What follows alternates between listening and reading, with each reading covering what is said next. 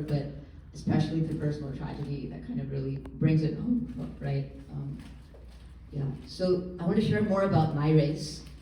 So actually just yesterday, if you look up on NBC News, there was an article that came out saying Ashwin Ramaswami, a 24-year-old Gen Z person, quit his job in election security in order to run against, and someone indicted for trying to overturn the election results.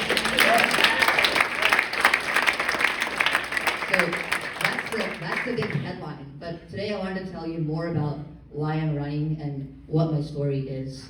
So I'm Ashwin. I grew up and was born in Johns Creek, Georgia, very close to here.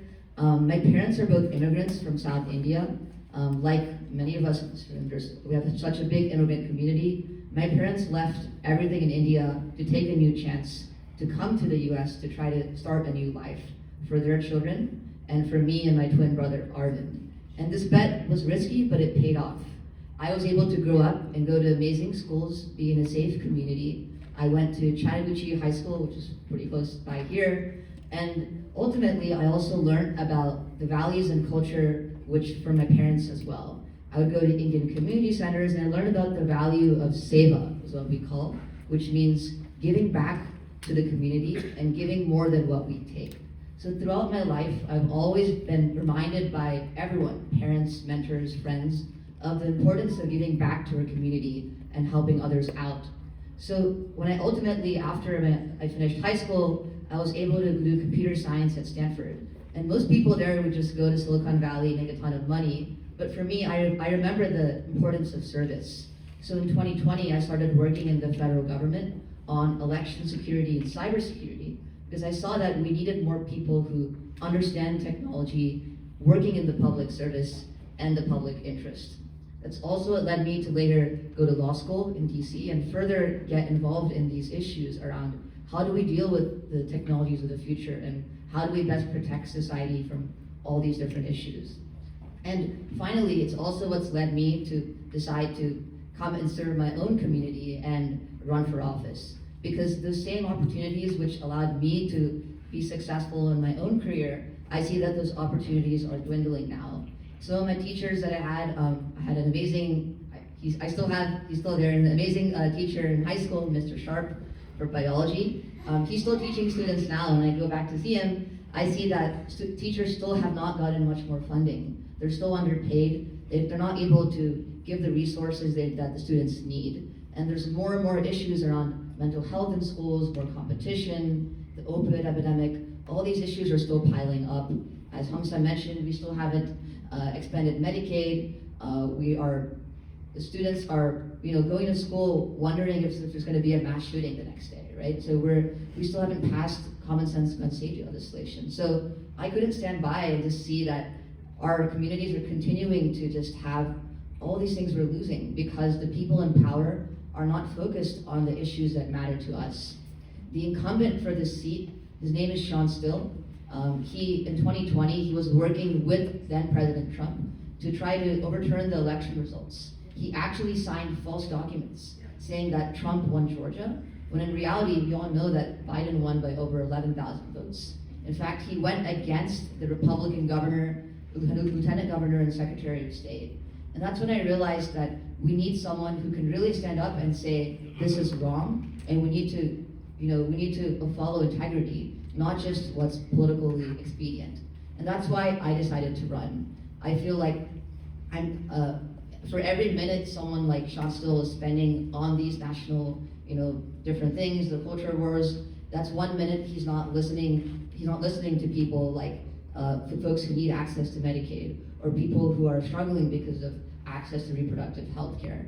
And that's my goal. I'm new to politics, but I hope that bringing someone new and young can actually make sure we can help change the system, because people will take a second look and they won't just think it's the same old politician. Here's someone who grew up in our community and can really fight for the issues which matter for us.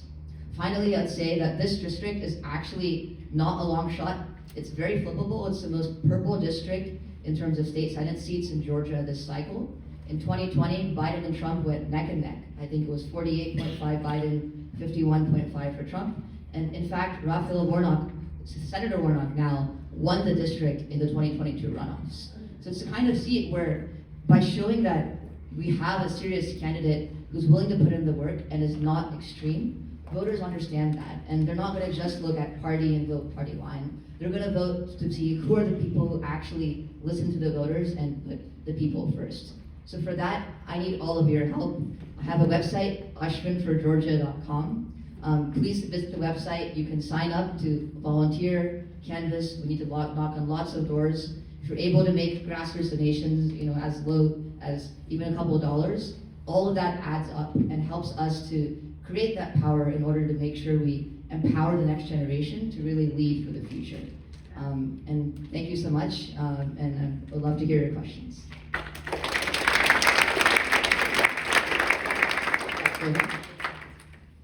Now, I think it's really important that we have someone, young man like yourself, that speaks the language of the present and the future. What is your position on the potential benefits and harm that AI presents to us today? It's a great question. For my position, I've actually worked on AI both in terms of the software end, but also working on the policy end. And I've seen kind of both ends. Yes, so I've seen both sides of that, where people really want to go and make new products and all that, but there's also people who are very concerned about the risks there, right? And for me, I think of it like the internet. I was not born before the internet was created, but I'm sure a lot of the folks here recall a time before we had the internet. But from what I hear, it was a slow, gradual process where initially just a couple folks were using the internet. Initially, no one had their email and business cards, and then slowly it changed as we had more education on how to use it safely. And for me, I think of AI in the same way, in that in order to fully appraise the benefits and risks, we need to have an educated population who really understand what it is, how it works, and how best to use it and when not to use it. So I would really focus on, can we educate folks, whether it's in K-12 schools, whether it's in colleges, whether it's people already working, to make sure that people just understand what the technology even is. The problem now is that it's just people in Silicon Valley or DC thinking about it. We need to have every part of the state and every part of the country, people should be able to give their opinions on it. I think time's up. So you can reach me afterwards. My email is ashwin@ashwinforgeorgia.com.